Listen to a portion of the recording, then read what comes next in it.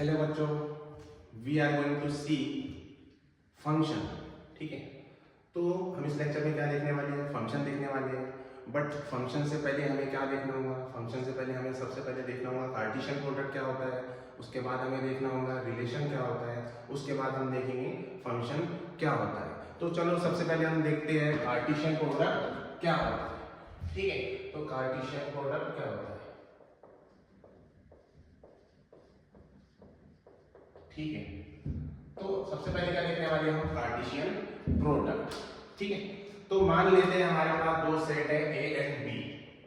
For any sets A and B, मान लेते हैं हमारे पास क्या है? दो सेट है ए और बी। तो कार्टेशियन प्रोडक्ट क्या होगा इन सेट्स का?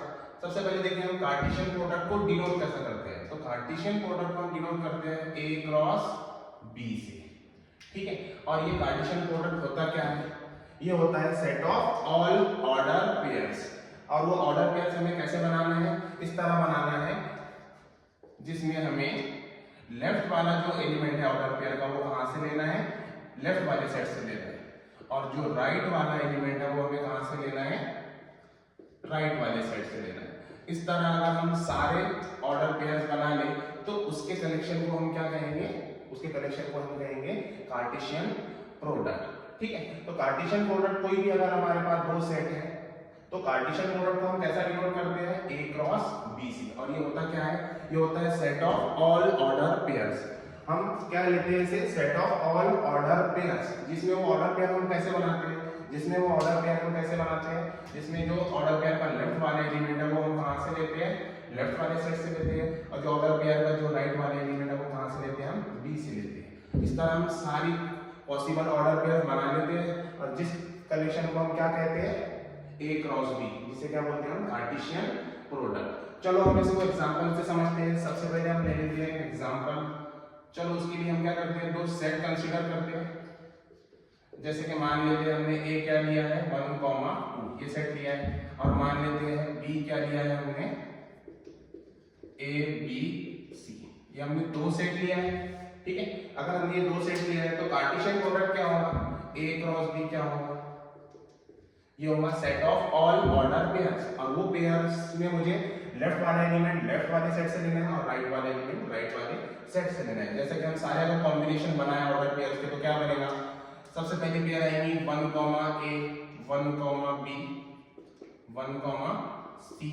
इसी तरह 2, ए 2, बी और 2, सी। इस तरह हम क्या करें? अगर सारे पॉसिबल पेयर्स बना लें तो इस सेट को हम क्या कहेंगे? Cartesian product of two set A and B. ठीक है, चलो मान लेते हैं अगर हमें क्या निकालना हो? बी क्रॉस ए निकालना हो। क्या निकालना हो? बी क्रॉस ए निकालना हो। तो उसमें हमें क्या करना होगा? उसमें हमें क्या करना होगा? उसमें हमें ऑर्डर पेयर का लेफ्ट वाला एलिमेंट कहां से लेना होगा? बी वाले सेट से लेना होगा। और राइट वाला एलिमेंट हमें कहां से लेना होगा? राइट वाले सेट से लेना होगा। तो इस तरह अगर हम सारी ऑर्डर पेयर बनाए तो किस तरह बनेंगी? A, 1, A, 2, B, 1, B, 2, C, 1, C, 2। इस तरह ये सारी पॉसिबल ऑर्डर पेयर्स आ जाएंगी जिसे क्या कहेंगे हम? B cross A। तो हम यहाँ देख सकते हैं कि A क्रॉस B को अगर हम देखें तो ये कलेक्शन है उसका, और हम B क्रॉस A को अगर देखें तो दोनों इक्वल नहीं है। तो यहाँ से हमें एक चीज समझ में आती है कि ऐसा जरूरी नहीं है कि अगर A क्रॉस B किसके इक्वल हो? B क्रॉस A के। ऐसा हमेशा जरूरी नहीं है। ठीक है, तो हम ये भी कह सकते हैं कि कार्टेशियन प्रोडक्ट कम्यूटेटिव नहीं होता है। ठीक है, तो ये होता है कार्टेशियन प्रोडक्ट। ठीक है, तो कार्टेशियन प्रोडक्ट होता क्या है? Set of all possible order pairs. चलो, तो उसके बाद हम देखने वाले हैं क्या? उसके बाद हम देखेंगे क्या? रिलेशन। ठीक है, उसके बाद देखने वाले हैं हम क्या? रिलेशन। ठीक है, तो रिलेशन क्या होता है? तो देखते हैं relation from set A to set B is defined as subset of subset of A cross B. ठीक है, तो यहां से हमें समझ में आ रहा है रिलेशन होता क्या है। अगर हम कार्टेशियन प्रोडक्ट का कोई भी सबसेट ले लें तो उसे हम क्या कहेंगे, रिलेशन कहेंगे। जैसे कि देख लो, हम एग्जांपल समझते हैं। हमारी हमने जो एग्जांपल लिया है जिसमें हमने ए और बी दो सेट लिए और ए क्रॉस बी क्या है, कार्टेशियन प्रोडक्ट है। तो इस यहाँ पर अगर हम रिलेशन की बात करें, अगर इसकी मैं अगर कोई भी सबसेट ले लूं, अगर इसका मैं कोई भी सबसेट ले लूं तो उसे मैं क्या कहूंगा, रिलेशन। फॉर एग्जांपल, और रिलेशन को नॉर्मली हम आर से डिनोट करते हैं। ठीक है, तो यहाँ पर अगर मैं इसका कोई भी सबसेट ले लूं तो उसे मैं क्या कहूंगा, रिलेशन। फॉर एग्जांपल, मैं ले लेता हूं पहले 3 ऑर्डर पेयर्स इस तरह से 1A 1B और 1C। तो यहाँ मैंने क्या किया है, यहाँ मैंने जो हमारा कार्टेशियन प्रोडक्ट है उनका सबसेट ले लिया, तो जिसे मैं क्या कहूंगा, रिलेशन कहूंगा। ठीक है, और एग्जांपल ले सकते हैं हम, जैसे कि अब मैं क्या लेता हूं, अगर मैं क्या ले लूं, उसमें से इस बीच के तीनों पेयर्स ले लूं, बीच के जो तीनों पेयर्स है वो ले लूं, तो क्या दिखेगा हमें, 1, B 1, C एंड 2, A। तो ये भी जो सबसेट आया है वो किसका सबसेट है, कार्टेशियन प्रोडक्ट का। तो इसे हम क्या कहेंगे, रिलेशन कहेंगे। ठीक है, और भी हम एग्जांपल ले सकते हैं, जैसे कि R3। अगर मैं क्या ले लूं, अगर मैं क्या ले लूं लास्ट, अगर मैं पूरा ही अगर कलेक्शन ले लूं तो भी वो क्या होगा, हमें पता है कि every set subset of itself. अगर मैं पूरा पार्टीशन प्रोडक्ट भी ले लूं तो वो भी हमारे लिए क्या कहेगा, रिलेशन कहेगा। ठीक है, तो यहां से हमें एक बात समझ में आती है, तो रिलेशन होता क्या है, ए टू बी। डिनोट कैसा करते हैं हम, लिखते कैसा है, जैसे कि आर रिलेशन हम उसे कैसे लिखते हैं, relation from A to B, इस तरह लिखते हैं। और ये होता क्या है, ये होता है कार्टेशियन प्रोडक्ट का सबसेट। अगर मैं कोई भी सबसेट ले लूं कार्टेशियन प्रोडक्ट का तो उसे मैं क्या कहूंगा, रिलेशन कहूंगा। जैसे कि हम और भी एग्जांपल ले लेते हैं, जैसे कि R3 जिसमें मैं क्या लेता हूं, एक ही ऑर्डर पेयर लेता हूं, एक ही ऑर्डर पेयर लेता हूं, मान लो लास्ट वाली। ठीक है, मैंने कौन सी ऑर्डर की पेयर लिया है, ये वाली, तो इसको भी मैं क्या कहूंगा, रिलेशन कहूंगा। ठीक है, तो इसके बाद हम देखते हैं कि रिलेशन का डोमेन, रेंज और कोडोमेन क्या होता है। ठीक है, तो ये चीजों को हम, जैसे कि हमारे पास 3 रिलेशन है, इसको हम वेन डायग्राम से भी समझ सकते हैं। जैसे कि हमारे पास ये जो फर्स्ट वाला रिलेशन है उसको हम वेन डायग्राम से भी समझ सकते हैं। जैसे कि मान लो हमारा एक सेट ए है और दूसरा सेट क्या है, बी है। तो हमने ए और बी क्या लिया है, देखिए हमने ए लिया है 1 2 लिया है, 1 2 लिया है, और बी क्या लिया है, ए बी सी। तो फर्स्ट वाले अगर रिलेशन को अगर देखें हम, तो फर्स्ट वाला एलिमेंट किसके साथ रिलेटेड है, ए के साथ और बी के साथ और सी के साथ। तो यहाँ पर हम इस तरह से इसको समझ सकते हैं। तो फर्स्ट वाले एलिमेंट्स सी के साथ, बी के साथ और ए के साथ रिलेटेड है। इस तरह हम वेन डायग्राम से भी क्या कर सकते हैं, रिलेशन को समझ सकते हैं। ठीक है, इस तरह दूसरे वाले अगर रिलेशन को समझना है तो हमारे सेट तो ए और बी तो वही रहेंगे। ठीक है, वही रहेंगे। तो दूसरे वाले अगर रिलेशन को समझना है तो डबल से हमारा जो एक सेट क्या है, हमारा पहले वाला सेट है 1, 2 और बी क्या है, ए बी सी। तो इस रिलेशन में अगर देखें हम R2 में, तो 1 बी के साथ रिलेटेड है, 1 सी के साथ भी है और 2 ए के साथ है। तो यहाँ पर देखें हम 1 related to B, 1 related to C and 2 related to A. तो इस तरह हम रिलेशन को वेन डायग्राम के थ्रू भी समझ सकते हैं। ठीक है, तो अब चलो आगे हम देखेंगे रिलेशन का डोमेन क्या होता है, कोडोमेन क्या होता है, ठीक है, और रेंज क्या होता है। चलो समझते हैं। ठीक है,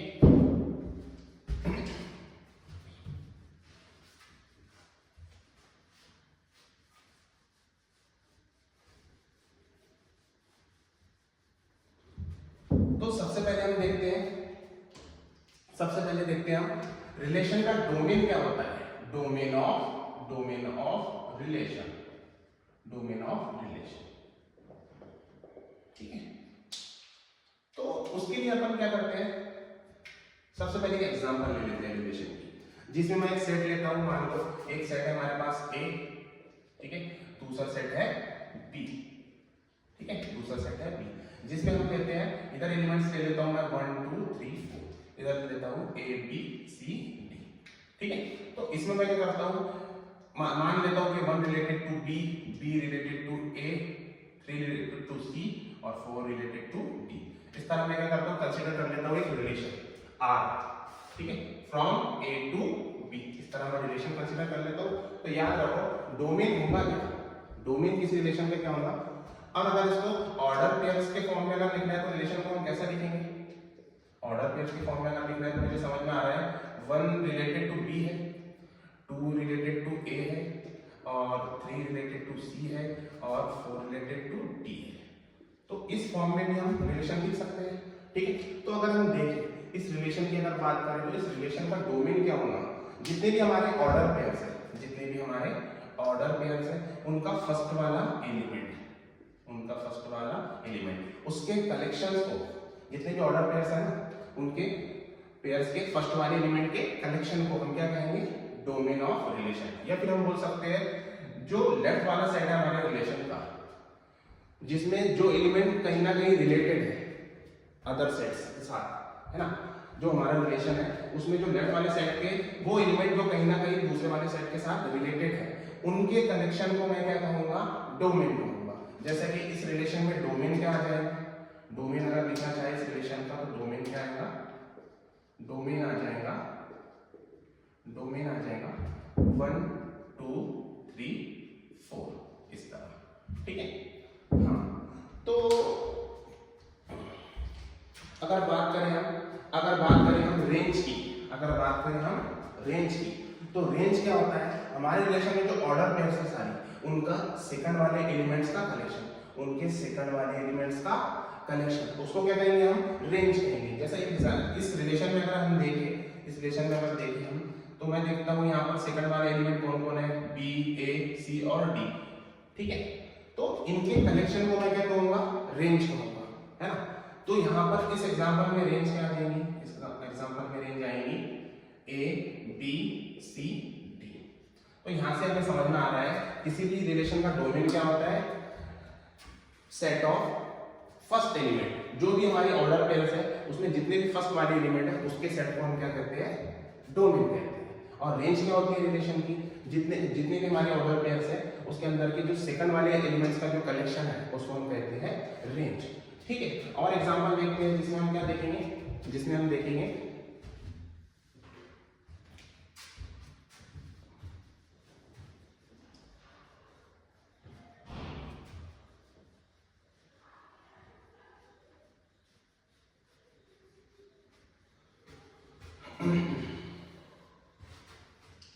ठीक है।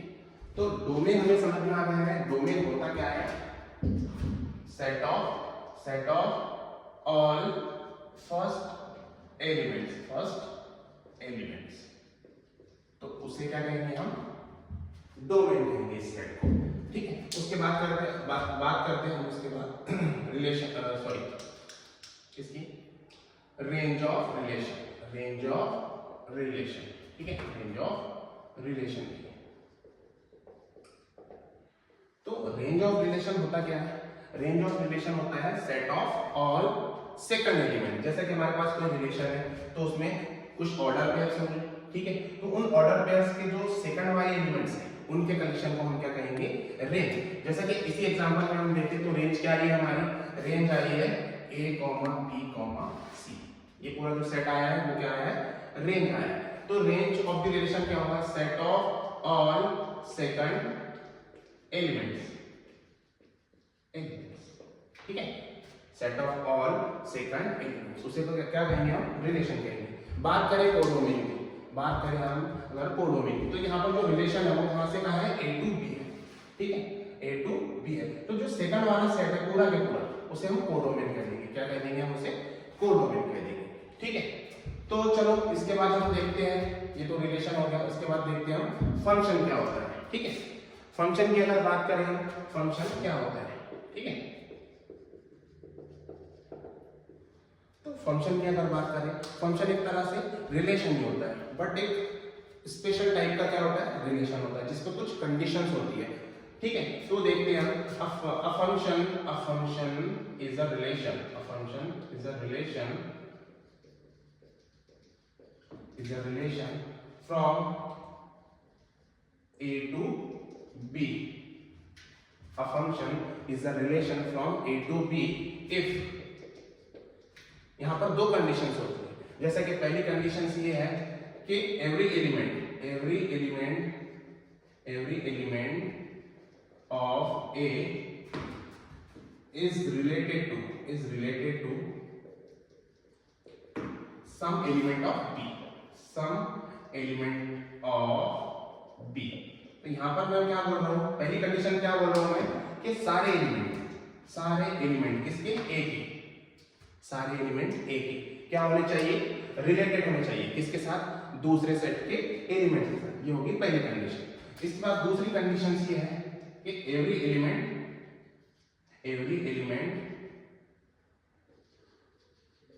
of A is related to unique element of B, unique element of तो सेकंड कंडीशन ये है कि जो डोमेन के एलिमेंट है, मतलब लेफ्ट वाले सेट के जो एलिमेंट है उन्हें क्या होना चाहिए, यूनिकली रिलेटेड होना चाहिए, यानी उसने जो रिलेटेड होना चाहिए वो एक एलिमेंट के साथ क्या होना चाहिए, रिलेटेड होना चाहिए। एक एलिमेंट ने दूसरे सेट के दो एलिमेंट के साथ क्या नहीं होना चाहिए, रिलेटेड नहीं होना चाहिए। ठीक है, जैसे कि हम समझते हैं यहाँ पर सेकंड में कि every element of A is related to unique element. ठीक है, तो हमने देखा था रिलेशन में क्या हो रहा था, लेफ्ट वाले सेट का एक एलिमेंट दो एलिमेंट के साथ भी क्या हो सकता है, रिलेटेड हो सकता है, बट इन फंक्शन एक एलिमेंट एक ही एलिमेंट के साथ क्या होगा, रिलेट होगा। ठीक है, एक एलिमेंट दो एलिमेंट के साथ रिलेट नहीं होगा। अगर ये दोनों कंडीशन सेटिस्फाई होती है तो हम उससे क्या कहेंगे, हम उसे कहेंगे फंक्शन। चलो एग्जांपल लेते हैं जिसमें हम क्या करेंगे, फंक्शन को समझेंगे। जैसे कि देखिए एग्जांपल लेते हैं, हम एग्जांपल लेते हैं जिसमें हम फंक्शंस लेते हैं, जिसमें हम रिलेशन लेते हैं a to b। ठीक है, यहां पर मैं लेता हूं 1 2 3 4 और यहां पर लेता हूं a b c d। ठीक है, तो यहां पर मैं थोड़ी देर के लिए कंसीडर कर लेते हैं कि a related to b, b related to a, 3 related to c and 4 related to d। तो यहां पर मैं देखता हूं सेट a के सारे एलिमेंट किसी ना किसी के साथ रिलेटेड है। ठीक है, दूसरी बात, और एक एलिमेंट एक ही एलिमेंट के साथ क्या है, रिलेटेड है। तो ये दोनों कंडीशन सेटिस्फाई हो रही है, तो इस रिलेशन को मैं क्या कहूंगा, फंक्शन कहूंगा। इस रिलेशन को मैं क्या कहूंगा, फंक्शन। तो यहां से हमें एक चीज समझ में आ रही है, फंक्शन जो होता है एक तरह का रिलेशन ही होता है, बट ये दोनों कंडीशन क्या होनी चाहिए, सेटिस्फाई होनी चाहिए। ठीक है, तो आगे और हम कुछ और भी एग्जांपल देखते हैं। जैसे कि देखो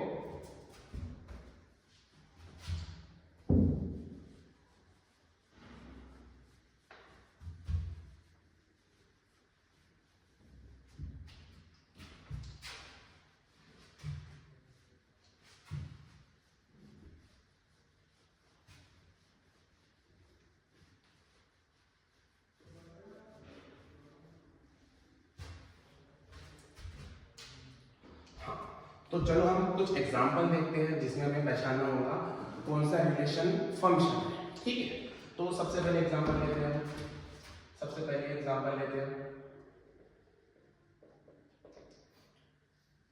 रिलेशन लेते हैं हम, relation from A to B. ठीक है, relation from A to B. ठीक है, तो यहां पर हम ले लेते हैं 1 2 3 4, ठीक है, 5 6 7 8 कुछ एलिमेंट ले लेते हैं, जिसमें चलो मैं लेता हूँ 1 6 से रिलेटेड है मान लो, और 1 7 से भी रिलेटेड है। ठीक है, और 2 5 से, 3 8 से, और 4 भी क्या है, 8 से। तो हमें पहचानना है ये जो रिलेशन है फंक्शन है या नहीं। तो यहाँ पर हम देखें तो पहली कंडीशन जो है फंक्शन की वो क्या है कि लेफ्ट वाले सेट के सारे एलिमेंट कहीं ना कहीं रिलेटेड होना चाहिए। तो चलो यहाँ पर सारे एलिमेंट जो है लेफ्ट वाले सेट के वो कहीं ना कहीं रिलेटेड है। दूसरी कंडीशन ये है कि लेफ्ट वाले सेट का रिलेशन एक ही एलिमेंट के साथ होना चाहिए राइट वाले सेट के। तो यहाँ पर मैं देखता हूँ कि जो 1 का रिलेशन है वो 6 के साथ भी है, और 1 का जो रिलेशन है वो 7 के साथ भी है, यानी यहाँ पर ये यूनिकली रिलेटेड नहीं है, 1 यूनिकली रिलेटेड नहीं है। ठीक है, तो यहाँ पर ये फंक्शन नहीं होगा। ठीक है, रिलेशन तो होगा बट ये फंक्शन नहीं होगा। ठीक है, नॉट अ फंक्शन। ठीक है, नॉट अ फंक्शन। ठीक है, दूसरी एग्जांपल लेते हैं इसकी, दूसरी एग्जांपल देखते हैं। चलिए,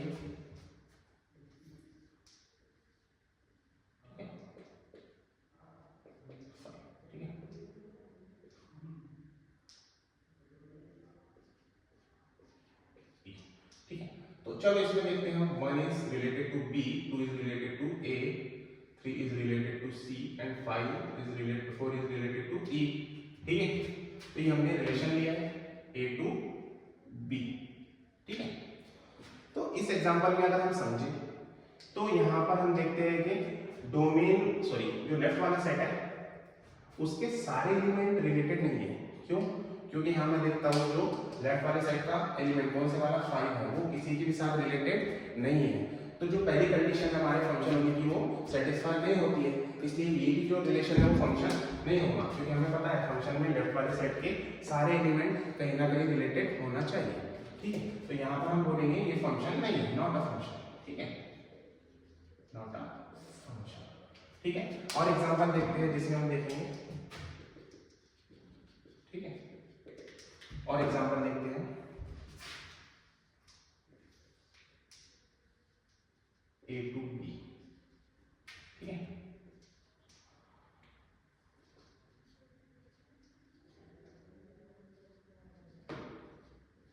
ठीक है, तो चलो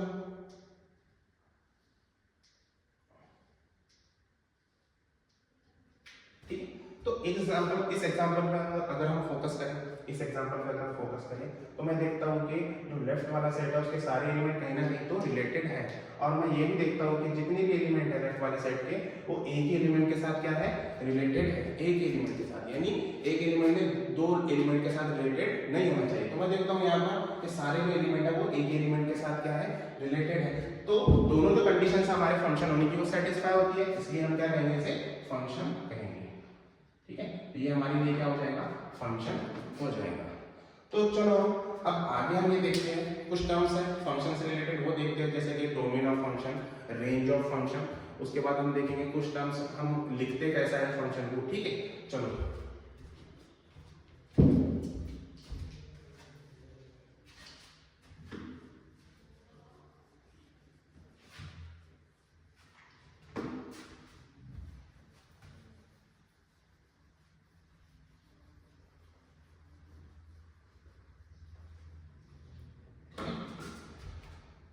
हमको पता है अगर हमारे पास कोई फंक्शन है a टू b तो हम उसे लिखते कैसे हैं, हम उसे लिखते हैं function from a to b।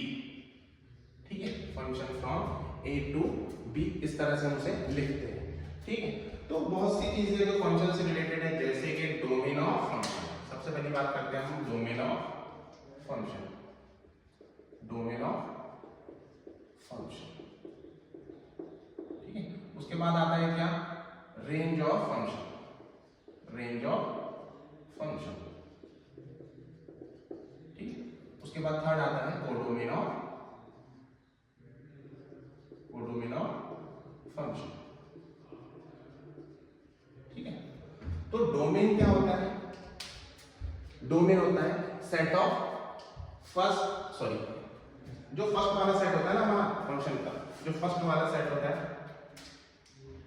जो हमारा फंक्शन का फर्स्ट वाला सेट होता है जिसके अंदर के सारे एलिमेंट कहीं ना कहीं, जिसके अंदर के सारे एलिमेंट कहीं ना कहीं रिलेटेड होते हैं। तो फर्स्ट वाले सेट को हम क्या कहते हैं, बोले डोमेन कहते हैं। ठीक है ना, तो हमको पता है कि फंक्शन के अंदर जो फर्स्ट वाला सेट होता है उसके सारे एलिमेंट कहीं ना कहीं रिलेटेड होते हैं, इसलिए सेट के पहले वाले सेट के सारे एलिमेंट को हम क्या कहते हैं, डोमेन ऑफ फंक्शन कहते हैं। ठीक है, जैसे कि एग्जांपल अगर लिया हम समझने के लिए अगर एग्जांपल लिए हम मान लेते हैं एक फंक्शन है हमारे पास। ठीक है, from A to B, from A to B. ठीक है, जिसमें मैं फर्स्ट सेट में एलिमेंट ले रहा हूँ 1 2 3 4, इधर ले रहा हूँ ए बी सी। ठीक है, तो मैं मान लेता हूँ कि 1 related to B, 1 related to C and 3 related to C and 4 related to D. इस तरह मैंने फंक्शन दिया है। ठीक है, तो यहाँ पर मैं क्या कहूँगा, जो फंक्शन का फर्स्ट वाला सेट होता है, ठीक है, जिसके अंदर के सारे एलिमेंट कहीं ना कहीं क्या होते हैं, रिलेटेड होते हैं, तो उस सेट को मैं क्या कहता हूँ, डोमेन कहता हूँ। ठीक है, तो इस एग्जांपल में जो ये वाला सेट आ जाएगा पूरा ए, ये क्या हो जाएगा, डोमेन ऑफ फंक्शन। ठीक है, डोमेन ऑफ फंक्शन। चलो मान लेते हैं बी में और भी एलिमेंट लेते हैं, मान लो 3। ठीक है, तो अब रेंज क्या होती है, रेंज क्या होती है, उससे पहले कुछ टर्म समझ लेते हैं फंक्शंस के अंदर। जैसे कि यहाँ पर हम देखिए ए जो 1 जो है वो किसके साथ रिलेटेड है, ए के साथ रिलेटेड है, यानी यानी हम यहाँ ये कह सकते हैं कि 1 की जो इमेज है वो क्या है, ए है। ठीक है, और लिखते कैसे हैं इसे, और लिखते कैसे हैं, हम ये कहते हैं कि 1 अगर रिलेटेड टू ई है, सॉरी ए है, तो हम इसे लिखते हैं f(1) equal to A, f(1) equal to A, यानी 1 की इमेज क्या है, ए है। ठीक है, और फिर देखें हम 2 किसके साथ रिलेटेड है, बी के साथ, तो हम ये कहते हैं कि जो b है, सॉरी जो 2 है उसकी इमेज क्या है, b है। तो हम लिखते कैसे हैं इसको, f(2) इक्वल टू b, इस तरह लिखते हैं, यानी 2 की जो इमेज है वो क्या है, b है। ठीक है, इस तरह c की जो इमेज है वो 3 की जो इमेज है वो c है, और 4 की जो इमेज है वो d है। इस तरह के टर्म्स हम क्या यूज करते हैं। ठीक है, तो यहाँ पर रेंज होती क्या है, हम ये देखेंगे। ठीक है, रेंज होती क्या है ये देखेंगे। रेंज होती है सेट ऑफ इमेजेस। ठीक है, अभी हमने देखा है इमेज होती क्या है, तो यहाँ पर रेंज क्या होती है, सेट ऑफ इमेजेस। ठीक है, रेंज होती है set of images, set of images. ठीक है, सेट ऑफ इमेजेस। तो इस एग्जांपल में अगर देखें हम, तो जो सेट ऑफ इमेजेस हमारी वो क्या है, ए बी सी और डी। ठीक है, यहाँ पर मैं ई इसलिए नहीं ले रहा हूं कि ये किसी की भी इमेज नहीं है। ठीक है, तो हमें उनको लेना है जो किसी ना किसी की क्या हो, इमेज हो। ठीक है, तो रेंज ऑफ फंक्शन क्या होती है, सेट ऑफ इमेजेस। तो इस एग्जांपल में जो हमारी रेंज आ जाएगी वो क्या आ जाएगी, इस एग्जांपल में हमारी रेंज आ जाएगी A B C and D. ठीक है, कोडोमेन की अगर बात करें तो कोडोमेन बहुत सिंपल है।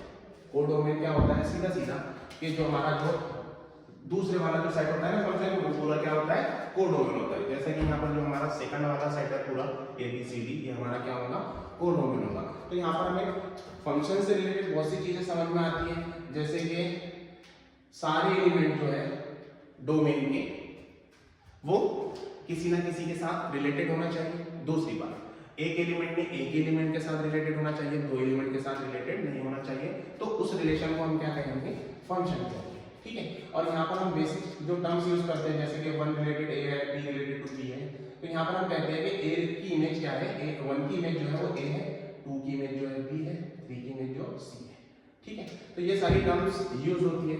और भी हम थोड़ा और भी इसे समझ सकते हैं, जैसे कि अगर मैं एक फंक्शन लेता हूँ यहाँ पर एक तरह से देखो, और पहले ये भी समझ लेते हैं कि जो डोमेन के सारे एलिमेंट्स होते हैं उनको हम नॉर्मली कैसे रिप्रेजेंट करते हैं, एक्स से रिप्रेजेंट करते हैं। एंड जो हमारी इमेजेस होती है, जो हमारी इमेजेस होती है उसको हम कैसे डिनोट करते हैं, एफ ऑफ एक्स से डिनोट करते हैं। ठीक है, ये सारी हम टर्म्स फंक्शन के लिए यूज करते हैं। चलो हम एक एग्जांपल और लेते हैं, एक एग्जांपल और लेते हैं जिसमें मैं क्या कर रहा हूँ, देखिए जिसमें मैं क्या कर रहा हूँ, एक फंक्शन ले रहा हूँ। ठीक है, एक फंक्शन ले रहा हूँ। ठीक है, जिसमें मैं 1 2 3 4 5 फर्स्ट वाले सेट में सारे एलिमेंट ले रहा हूँ। ठीक है, और जो हमारा बी सेट है मैं वो क्या ले रहा हूँ, पूरा रियल नंबर ले रहा हूँ, मैं पूरा वो रियल नंबर ले रहा हूँ। ठीक है, और मैं रूल भी डिफाइन कर सकता हूँ कि भाई कि एक रूल के अकॉर्डिंग हमारे डोमेन के एलिमेंट क्या होंगे, रिलेट होंगे किसके साथ, कोडोमेन के एलिमेंट के साथ। तो मैं रूल यहाँ पर ये डिफाइन करता हूँ कि जो सारे एलिमेंट है एक, वो किसके साथ रिलेटेड होंगे, उनके स्क्वायर के साथ। तो मैं यहाँ पर रूल डिफाइन कर रहा हूँ, 1 किसके साथ रिलेट होगा, 1 के साथ, 2 किसके साथ रिलेट होगा, 4 के साथ, 3 किसके साथ, 9 के, और 4 16 के, और 5 25 के। तो यहाँ पर मैंने एक रूल के अकॉर्डिंग क्या बनाया है, फंक्शन बनाया है। ठीक है, तो यहाँ पर अब मुझे फंक्शन को लिखना है, तो मैं फंक्शन को कैसे लिखूंगा, तो मुझे रूल भी पता है यहाँ पर वो क्या रहा है, सारे एलिमेंट कहाँ जा रहे हैं, उनके स्क्वायर में। तो इसको लिखूंगा कैसा मैं इस तरह लिखूंगा, function from A to B, function from A to B defined as y is equal to f of x equal to x square। ठीक है, यानी मैं बोल सकता हूँ यहाँ पर जो इमेजेस है वो x का स्क्वायर है। ठीक है, यहाँ पर मैं इनपुट और आउटपुट वर्ड्स भी क्या कर सकता हूँ, यूज कर सकता हूँ। ठीक है, जैसे कि जो डोमेन है उसके लिए क्या वर्ड यूज करूंगा, मैं इनपुट वर्ड यूज करूंगा, और जो हमारी इमेजेस है उनके लिए मैं क्या वर्ड यूज कर सकता हूँ, आउटपुट वर्ड यूज कर सकता हूँ। ठीक है, ठीक है, तो तो यहाँ पर मैं इस फंक्शन को लिखूंगा कैसा, f of y is equal to f of x equal to x square। यहाँ पर मैं f of x और y को एक ही मानूंगा, एक ही बात है, ठीक है। इस तरह मैं इस फंक्शन को लिखूंगा। तो अगर यहाँ पर मैं डोमेन की अगर बात करूँ, बताइए इस फंक्शन के लिए डोमेन क्या होगा। इस फंक्शन के लिए अगर डोमेन मुझे निकालना है, डोमेन अगर निकालना है तो डोमेन होगा 1 2 3 4 एंड 5, ठीक है ना। तो डोमेन किसे कहते हैं हमें पता है, सेट ऑफ ऑल, हाँ जो फर्स्ट वाला सेट होता है उसके सेट एलिमेंट्स के सेट को, ठीक है। और रेंज की अगर बात करें तो रेंज में हमें क्या लेना होता है, रेंज में हमें उन एलिमेंट का सेट लेना होता है जो किसी ना किसी एलिमेंट की इमेज होती है। तो मुझे समझ में आ रहा है यहाँ पर इमेजेस कौन कौन है, 1 4 9 16 और 25 है। तो ये हो जाएगी हमारी रेंज हो जाएगी। और एक चीज हमें यहाँ समझ में आती है, और डोमेन के बाकी एलिमेंट छूट भी सकते हैं बट डोमेन के एलिमेंट छूट नहीं सकते, ठीक है। डोमेन के एलिमेंट किसी ना किसी के साथ रिलेशन होने चाहिए बट कोडोमेन का ऐसा नहीं है, कोडोमेन के एलिमेंट्स छूट सकते हैं, ठीक है। यहाँ पर मैं देख रहा हूँ कि जो पूरा मैंने कोडोमेन लिया था वो R लिया था, ठीक है। और यहाँ पर इमेजेस कौन है, सिर्फ 1 4 9 16 और 25, बाकी सब एलिमेंट किसी की भी इमेज नहीं है, ऐसा पॉसिबल है फंक्शन में, ठीक है। कोडोमेन की अगर बात करें तो कोडोमेन मैंने क्या लिया है यहाँ पर पूरा रियल नंबर लिया है, ठीक है। तो उसके बाद हम कुछ टाइप्स ऑफ फंक्शन देखते हैं, जैसे कि हम देखेंगे 1 1 फंक्शन, ऑन टू फंक्शन, ठीक है। तो उसको भी एग्जांपल के जरिए समझते हैं।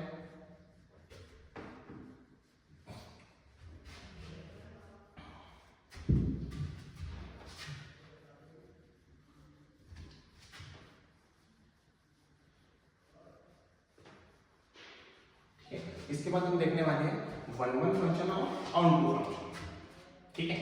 1 1 फंक्शन, 1 1 फंक्शन, ठीक है। तो 1 1 फंक्शन क्या होता है, जिसमें डोमेन के डिफरेंट एलिमेंट की इमेजेस डिफरेंट होती है, ठीक है ना। तो 1 1 फंक्शन में क्या होता है, जो डोमेन के सारे जो एलिमेंट है उन सबकी क्या होती है, अलग अलग इमेजेस होती है। कोई भी दो एलिमेंट एक इमेज कोई भी दो एलिमेंट की एक इमेज नहीं होती है। जैसे कि समझेंगे, हम एग्जांपल से समझेंगे इसको 1 1 फंक्शन को। जैसे कि हमने लिया है 1 2 3 4, इधर दिया हमने a b c d, ठीक है। ये फंक्शन लिया है हमने कहां से कहां, a to b। तो मान लो 1 की इमेज, यहाँ पर मैं ज्यादा एलिमेंट ले लेता हूँ, e तक के ले लेता हूँ, ठीक है। 2 की इमेज b है, 3 की इमेज c है और 4 की इमेज d है। तो यहाँ पर मैं देखता हूँ कि जो डोमेन के डिफरेंट एलिमेंट है उनकी इमेजेस क्या है, डिफरेंट है, ठीक है। तो इस तरह अगर होता है फंक्शन में तो मैं उसे क्या कहता हूँ, 1 1 फंक्शन कहता हूँ, ठीक है। डोमेन के डिफरेंट एलिमेंट्स की इमेजेस कैसी होनी चाहिए, डिफरेंट होना चाहिए, ठीक है। और एक और एग्जांपल लेता हूँ जिसमें मैं देखो क्या कर रहा हूँ, जिसमें मैं क्या कर रहा हूँ, एक फंक्शन ले रहा हूँ a to b, ठीक है, ठीक है। और हाँ दूसरा सेट क्या ले रहा हूँ, पूरा R ले रहा हूँ, ठीक है। और मैं मान लेता हूँ कि ये सारे एलिमेंट कहाँ जाके मैप हो रहे हैं, ये सारे एलिमेंट कहाँ जाके मैप हो रहे हैं, मान लेते हैं 3 पे जाके मैप हो रहे हैं, ठीक है। सारे एलिमेंट 3 पे जाके मैप हो रहे हैं, ठीक है। तो यहाँ पर मैं देखता हूँ कि डोमेन के जो सारे एलिमेंट हैं, ठीक है, डोमेन के जो सारे एलिमेंट है वो एक ही एलिमेंट के साथ क्या है, रिलेटेड है, यानी सारे एलिमेंट की इमेज क्या है, एक ही, ठीक है। तो यहाँ पर हम इसे 1 1 फंक्शन नहीं कहेंगे, क्योंकि 1 1 फंक्शन में क्या होना चाहिए, डिफरेंट एलिमेंट की इमेजेस क्या होनी चाहिए, डिफरेंट होना चाहिए। तो ये 1 1 हुआ क्या, नहीं, ये नॉट अ 1 1 फंक्शन, ठीक है, 1 1। तो इसके बाद हम देखते हैं ऑन टू फंक्शन, ठीक है। तो ऑन टू फंक्शन क्या होता है देखेंगे हम, ऑन टू फंक्शन, ठीक है। तो ऑन टू फंक्शन में क्या होना चाहिए, जो हमारी रेंज ऑफ फंक्शन है वो किसके इक्वल होनी चाहिए, कोडोमेन के इक्वल होनी चाहिए, ठीक है। तो ऐसे फंक्शन को मैं क्या कहूंगा, ऑन टू फंक्शन कहूंगा। रेंज जो ऑफ फंक्शन क्या होना चाहिए, रेंज ऑफ फंक्शन क्या होना चाहिए, कोडोमेन के इक्वल होना चाहिए। तो उस फंक्शन को मैं क्या कहूंगा, ऑन टू फंक्शन कहूंगा। जैसे कि एग्जांपल लेते हैं, जैसे कि एग्जांपल लेते हैं, ठीक है, एक फंक्शन लेते हैं a to b, ठीक है, x y z, ठीक है। इधर ले लेते हैं हम 1 2 3, ठीक है।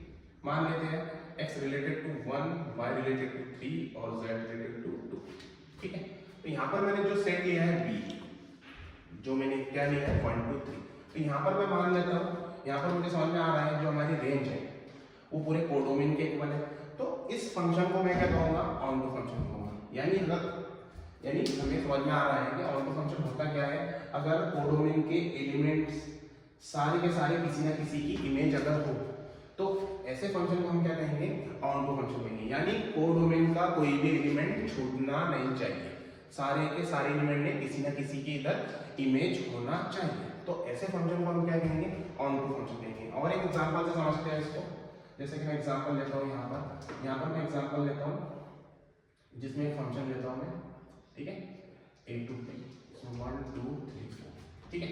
और इधर मैं जो कोडोमेन लेता हूँ पूरा रियल नंबर है, ठीक है। और यहाँ पर मैं रूल डिसाइड करता हूँ कि सारे जो डोमेन के एलिमेंट हैं कहाँ जाएंगे, उनके स्क्वायर पे जाएंगे। तो हमें समझ में आ रहा है 1 कहाँ जाएगा, 1 पे जाएगा, 2 कहाँ जाएगा, 4 पे, 3 9 पे, और 4 16 पे, ठीक है। तो इस तरह का मैंने रूल डिसाइड किया, ठीक। तो मैं यहाँ अगर देख लूँ तो जो हमारी रेंज है वो क्या है, 1 4 9 16 है।